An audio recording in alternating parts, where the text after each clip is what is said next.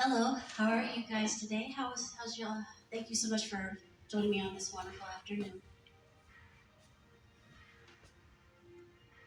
Now forgive me sometimes if I stop and pause as I was a total father's girl.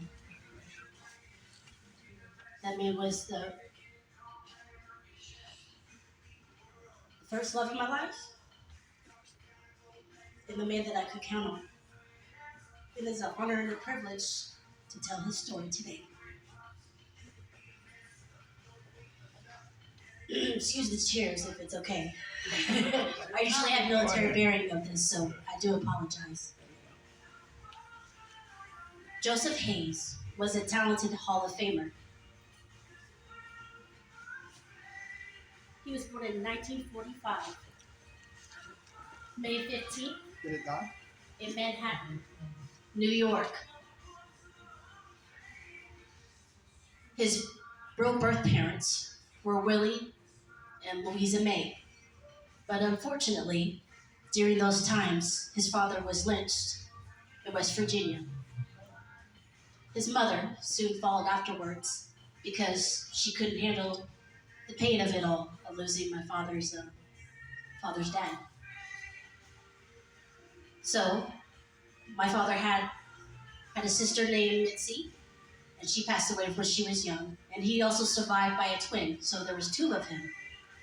God knew what he was doing. I'm just letting y'all know, yes. I don't think the world was ready for that, though. No. Him and his older brother, Willie, became orphans at the age of 18 months. But the Lord interceded, and his rightful forever home with his parents, Addie and James. So my father grew up in Spanish Harlem, New York. Through his life, he enjoyed spending time swimming, the Boys and Girls Club, tried to get off the streets of the inner city. He was very rough back in those days. Gangs and drugs, what may have you, was very serious around in those parts. But my father found an outlet. It was called Taekwondo. At the age of 14, he interceded himself under Richard Chun, who was a grandmaster, owned 2 studios. At the age of 16, my father became a father figure to all the inter-city urban kids, from the Bronx to Queens. He set up tutorage among the students. He made sure that he went to the PTA meetings of all of them. This is very important now. I want you to remember that. He became a father figure at the age of 16.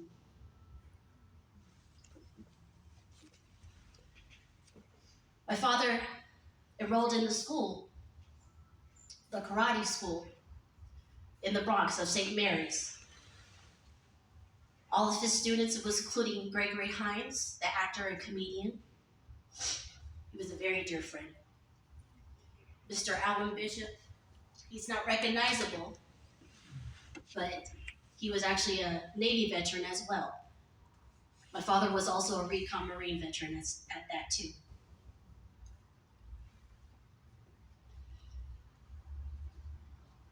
My dad trained the kids, the Bronx boys, that was his boys. He met my mother. My mother wasn't very impressed by his accolades at that time because he became a 3rd-degree black belt and was in charge as the Sabanim, one of the grandmasters. That's the way most highest position ever in Taekwondo, in the grand martial arts. My mother wasn't very impressed when she met him. She asked who he was, and she was not impressed at all. But my mother joined the class. He became her teacher. My father became a 6th-degree black belt. My mother followed suit. All of the boys went to South Korea twice of the Olympic Games, but they were just called the martial arts games. My father continued to be the first African American from Brooklyn for Spanish Harlem Right, as captain of that karate team. They became number 3 in the world, number 2 on the East Coast, and number 1 in the West Coast. My father also had accolades and was sought after. Mr. Bruce Lee. They were good colleagues. Mr. Lee was very impressed by the workings of him, but my father was a very humble man, even though in his time he hasn't met the Lord yet, if you know what I'm saying. Mr. Chuck Norris and my father actually known each other as colleagues. They actually fought against each other in the Madison Square Gardens. My father won that match too. I laughed at it at my father's funeral with Mr. Norris because he came, and it was a respect.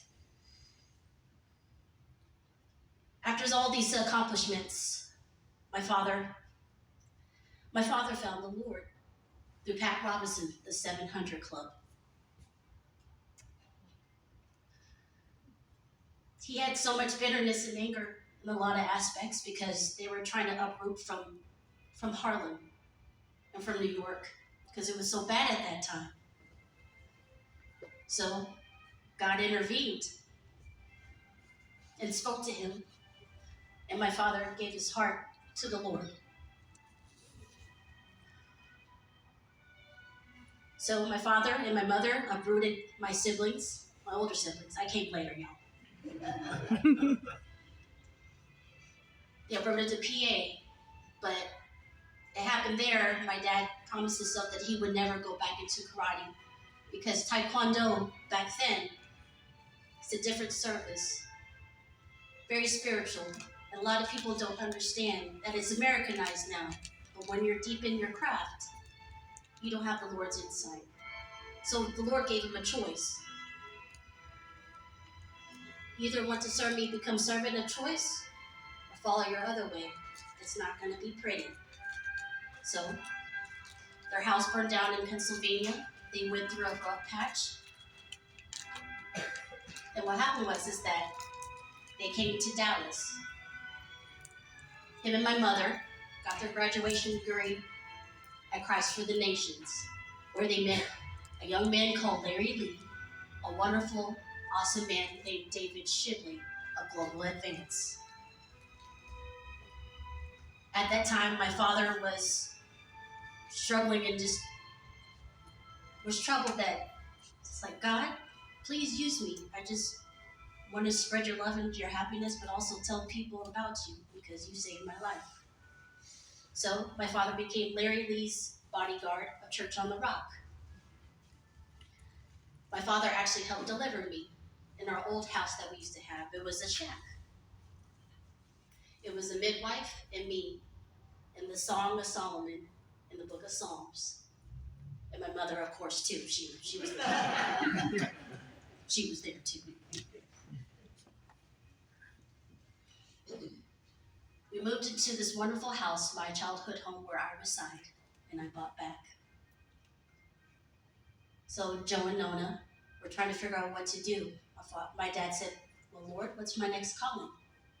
And what happened was that at the age of 50, he went to Trinity Christian Academy as Larry Owens, who was the wrestling coach at that time, to learn how to wrestle.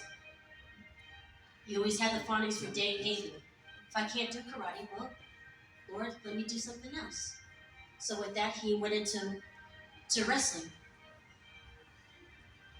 He was also the PE coach, and my mother were the PE coaches for Church on the Rock at the time. But slowly, everything moved on.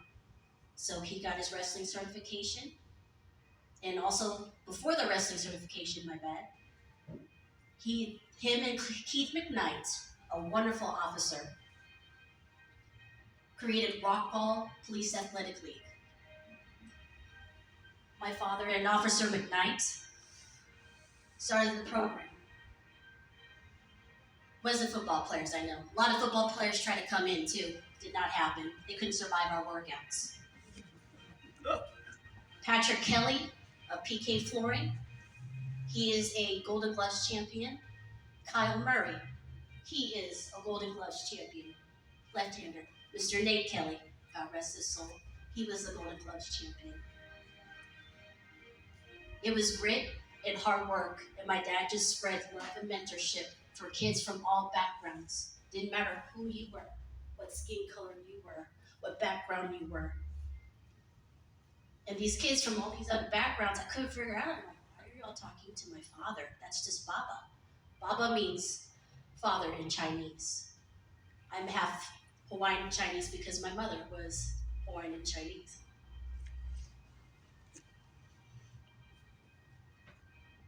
Then my dad trained me in the ring of my life. I became his student, and I am the first female Golden Gloves champion of Rockwall County.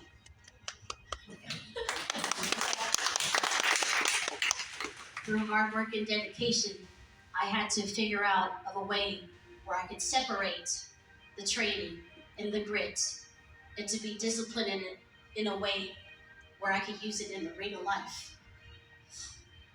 Yes. After the police athletic league was done, my father moved on to a better mission, Rockwall High School.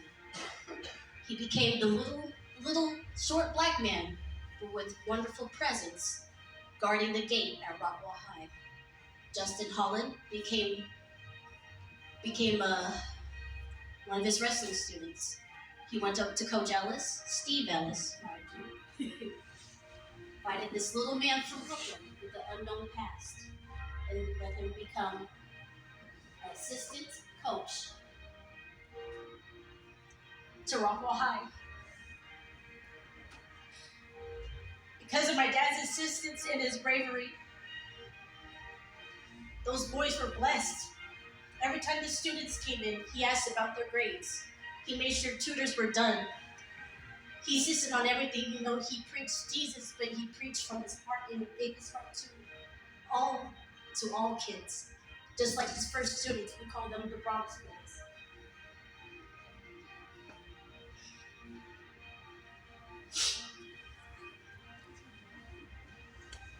They won back-to-back championships, the wrestling team did.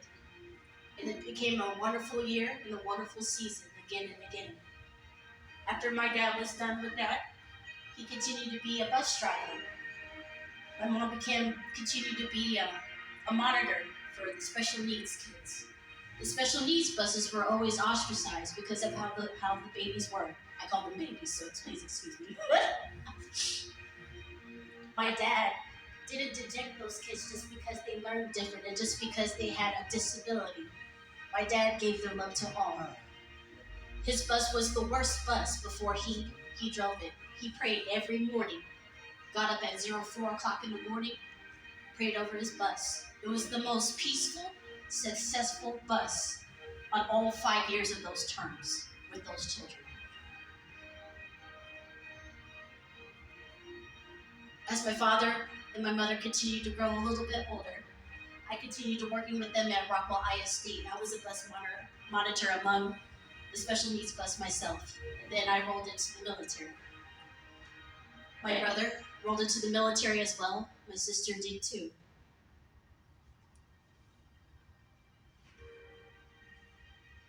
My dad continued to encourage me because it was so tough, but I could handle it. And I teased him because I'm like, so not everybody's as tough as you, Pop. He's like, oh, thank you, baby girl. I appreciate it. Yeah, that's good. That's good.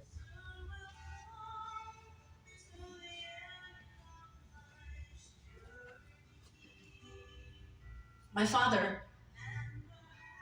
went on to Lakeshore Church, owned by Pastor Brad and Miss Denise Howard. They know them. My parents have known them since Christ for the Nations. There's that connection again. He also taught among and mentored a lot of these young men in this high schools. The high school programs of any types of walks of life. The youth group was filled because of my dad. And the Royal Rangers program honored my father for being a mentor to all types of kids.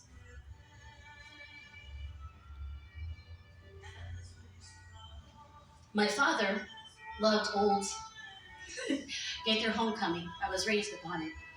Classical music. He was a Renaissance man, but he always loves music that brings glory and honor to the Lord. I would never forget that.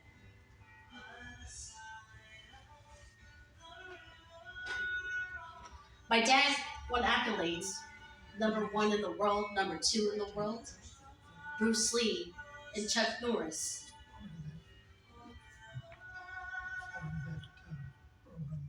But that did not happen. That did not happen upon him. That he didn't care about these worldly things. He cared about the glory of the Lord. I know I keep continuing that again. That's how my father wanted him to be. As I came after my mother's passing, I didn't have time to transition out of the military. I did 3 combat tours. And I remember talking to my father on my second combat tour. There was a 2-minute delay on our calls. I was in Fallujah. Our place was getting motored, bombs. And my father said, "Baby girl, let me pray right now. I will talk to you again, okay?" I said, "All right, Papa." I said, "Thank you. Can you tell Mama?" "You got it." Got off the phone. I started praying, directing all the soldiers and the rest of my company to move out. When I got out of the military, after my mother passed, my dad said, "I miss her. That's my bride. That was my gorgeous bride, because they were one. One with each other and one in the Lord." I said, "Well, I need to get this done. So I have a whole year until you come. You come back." They set up the house for me. I inherited it. We had no clue. He was getting sick, but he never would tell me. And I accepted it, especially because it was his time to go home. During 4th of July, it was hard and difficult. I was in the mindset of just trying to transition out and dealing with all this. And my 2 children, his grandkids, were trying to figure out what was going on. But my dad said, do not deny the Lord. Don't rebuke him. It's okay. We're going to get this together. You're doing great. I didn't feel like I'd taken care of him enough. This is a world champion. This was my dad. This was my father. He was meeting delegates, president of Kenya, anybody. I wanted to take his pain away, but I understood.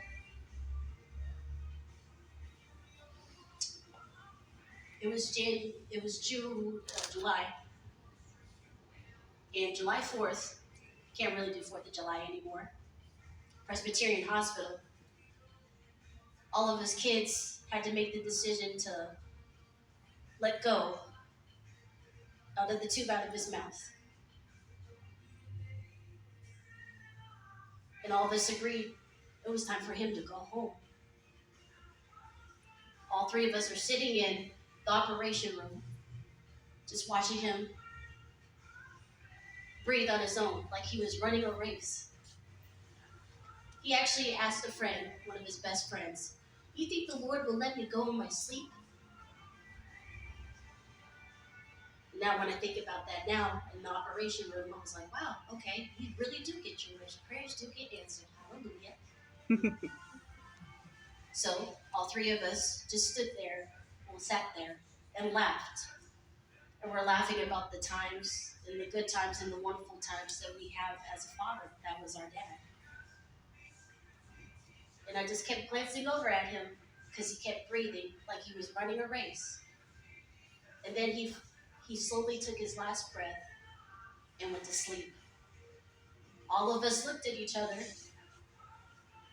We said, "You did great, Bob. We're so proud of you." And I grabbed his hand and I said, "It is an honor and a privilege to be your daughter. Thank you." I'm so happy for you. We walked out and embraced each other. And we looked at each other and we're like,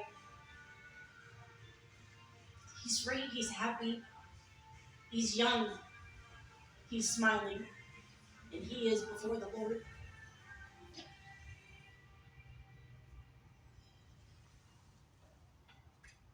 He's in his own version, in his own spectrum of the Hall of Fame. That's why I know in my heart.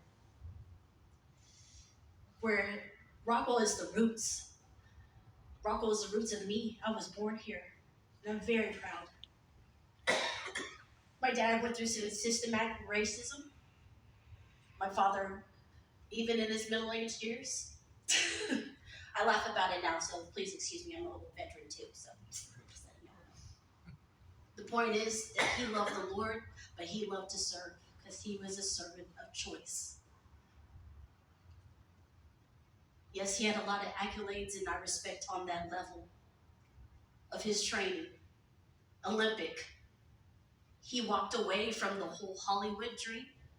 He walked away from all the fame and fortune because he wanted to serve God and let all kids from every background, young and old, that they are worth it here, and that God loves them,